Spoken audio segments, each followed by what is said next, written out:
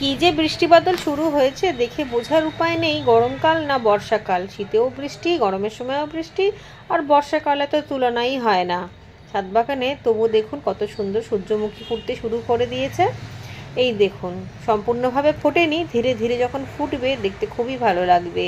এই সময় একটু আধটু বৃষ্টি হয় ঠিক কথা, কিন্তু এ তো মার্চ মাস থেকে শুরু হয়েছে বৃষ্টি, সে আর থামার নাম নেই।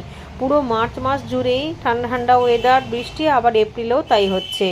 আর এপাশে দেখুন এই বড় টাবটার মধ্যে ভাগ্যিস প্লাস্টিক চাপা দিয়েছিলাম, তার উপরে একটা মাটির ভাঁড় আর টব রেখে দিয়েছিলাম, তার মধ্যে 1 গামলা মতো জল জমে গিয়েছে। এর ভেতরে কিন্তু নিচে শুকনো ডালপালাগুলোকে রেখে দিয়েছিলাম, জানি না জল চুয়ে চুয়ে পড়েছে নাকি। পুরোপুরিভাবে রোদ না উঠলে এগুলোকে রোদে দেওয়া যাবে না, আপাতত এরকমভাবে ঢাকাই থাক। তবে জলটা কিন্তু কাজে লাগিয়ে নেবো, বৃষ্টির জল বলে কথা। গাছপালার জন্য বৃষ্টির জল একটা সেরা উপহার, তাই এই জলটাকে কোনোভাবেই নষ্ট হতে দেবো না।